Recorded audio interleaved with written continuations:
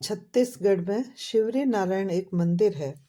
इसके लिए भक्त नाभादास रचित भक्तमाला में एक प्रसंग गाता है, जिसमें भगवान श्री रामचंद्र जी अपनी एक भक्त माता शबरी के हाथों से बेर खाते हैं। शबरी का भक्ति साहित्य में अद्वितीय स्थान है। रामायण के अरण्य कांड में उल्लेख मिलता है कि शबरी के देह त्यागने के बाद भगवान श्री रामचंद्र जी और लक्ष्मण जी ने उनका अंतिम संस्कार किया था। पौराणिक संदर्भों के अनुसार शबरी एक भिलनी अर्थात भील जाति की कन्या थी। उनका मूल नाम श्रमणा था। उनके पिता अज भीलों के मुखिया थे। माताजी का नाम उनके इंदुमती था। ये भील जाति से संबंध सबर समाज के थे। कहा जाता है कि श्रमणा बचपन में प्राय वैराग्य की बातें किया करती थी। उनके माता पिता ने जब ये बात एक पंडित जी को बताई तो उन्होंने उनको सलाह दी कि इसका विवाह करा दीजिए। शबरी का विवाह एक भील कुमार से तय भी कर दिया, पर परंपरा के हिसाब से विवाह से पहले 100 पशु वध के लिए लाए गए।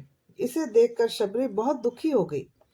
उनके परंपरा के मुताबिक तत्कालीन भील समाज में किसी भी शुभ अवसर पर पशुओं की बलि दी जाती थी, लेकिन शबरी को पशु पक्षियों से बहुत स्नेह था। इसलिए पशुओं को बलि से बचाने के लिए शबरी ने विवाह नहीं किया और विवाह से एक दिन पहले ही घर से भागकर दंडकारण्य चली गई। दंडकारण्य में ऋषि मतंग तपस्या कर रहे थे। शबरी उनकी सेवा करना चाहती थी, पर तत्कालीन समाज में व्याप्त जाति प्रथा के अनुसार भील जाति की होने के कारण उसे यह अंदेशा था कि शायद उसे सेवा का अवसर ना मिले। फिर भी वह सुबह सुबह ऋषि मतंग के सोकर उठने से पहले ही उनके आश्रम से नदी के तट का रास्ता झाड़ू से बुहार कर साफ कर देती थी। वह यह काम ऐसे करती थी कि किसी को पता भी नहीं चलता था।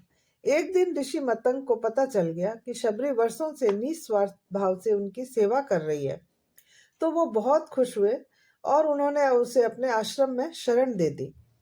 शबरी के काम से खुश होकर मतंग ऋषि ने उन्हें अपनी बेटी मान लिया था। समय के साथ मतंग ऋषि का शरीर बूढ़ा हो गया था। एक दिन मतंग ऋषि ने शबरी को अपने पास बुलाया और कहा, हे पुत्री, मैं अपना देह त्याग कर रहा हूँ। बहुत साल हो गए इस शरीर में रहते रहते। तब शबरी ने कहा, गुरुदेव, आपके बिना मैं अकेले जीकर क्या करूंगी, इसीलिए मैं भी अपना देह त्याग कर दूंगी।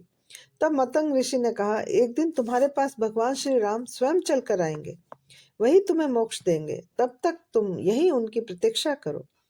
ऐसा कहकर मतंग ऋषि ने अपना देह त्याग दिया। उसी दिन से शबरी प्रतिदिन भगवान श्री राम की राह देखती थी। नित्य अपनी कुटिया के बाहर बैठकर श्री राम के आने की प्रतीक्षा करती थी। ऋषि मतंग त्रिकालदर्शी थे, इसलिए वे भविष्य की बात पहले ही जान चुके थे। भक्त माता शबरी ने अपने गुरुदेव ऋषि मतंग की बात को गांठ बांध ली और प्रतिदिन सुबह उठकर अपनी झोंपड़ी की अच्छे से लिपाई पुताई करके रास्ते में फूल बिछाकर दरवाजे के बाहर श्री राम की प्रतीक्षा करने लग जाती थी।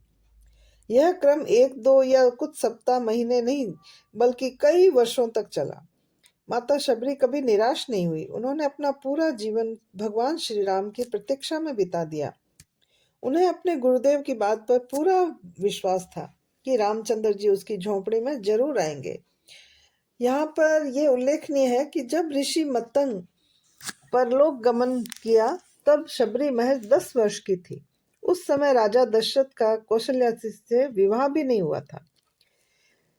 कालांतर में जब अपने पिता के आदेश का पालन करते हुए भगवान श्री रामचंद्र जी जब 14 वर्ष के वनवास पर निकले, तब वे अपनी अनन्य भक्त माता शबरी की झोंपड़ी में पधारे थे।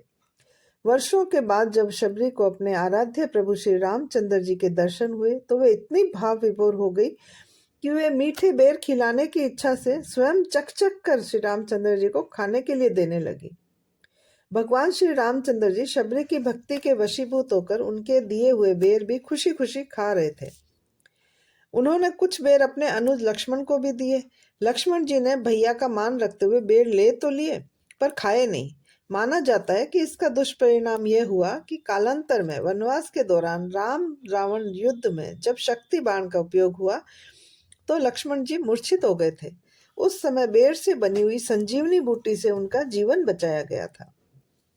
जब भगवान श्री रामचंद्र जी ने शबरी से जाने की अनुमति मांगी, तब शबरी ने कहा कि जिस राम की प्रतीक्षा में उन्होंने अपना पूरा जीवन बिता दिया, अब उन्हें कैसे जाने की अनुमति दे दे।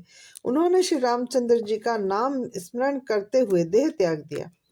श्री रामचंद्र जी ने ही उनके अंतिम संस्कार किया। उनका रामायण काल में मतंग ऋषि के जिस आश्रम में प्रभु श्री रामचंद्र जी ने भक्त माता शबरी के बेर खाए थे, वो वर्तमान छत्तीसगढ़ राज्य के जांजगीर चांपा जिले के शिवरी नारायण नामक स्थान पर स्थित है।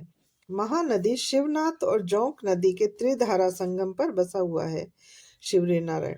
माता शबरी की स्मृति को बनाए रखने के लिए शबरी नारायण नगर बसाया गया, जो कालांतर में शिवरी नारायण हो गया है। माता शबरी की अनन्य भक्ति भाव से भीगी इस पावन धरा पर शिवरी नारायण के पास खरोद में दुनिया का एकमात्र शबरी मंदिर स्थित है। पौराणिक कथाओं के अनुसार रामायण काल से ही यहाँ शबरी जी का आश्रम है। ऐसी मान्यता है कि भगवान जगन्नाथ की विग्रह मूर्तियों को शिवरी नारायण से ही उड़ीसा के जगन्नाथपुरी में लाया गया है। कहा जाता है कि हर साल माघी पूर्णिमा के दिन भगवान जगन्नाथ यहाँ नारायण रूप में विराजते हैं। छत्तीसगढ़ की जगन्नाथपुरी के नाम से विख्यात शिवरी नारायण प्राकृतिक छटा से परिपूर्ण एक सुंदर नगरी है। शिवरी नारायण मंदिर को बड़ा मंदिर और नर नारायण मंदिर भी कहा जाता है। यह मंदिर प्राचीन स्थापत्य कला और मूर्ति कला का बेजोड़ नमूना है। ऐसी मान्यता है कि इसका निर्माण राजा शबर ने करवाया था।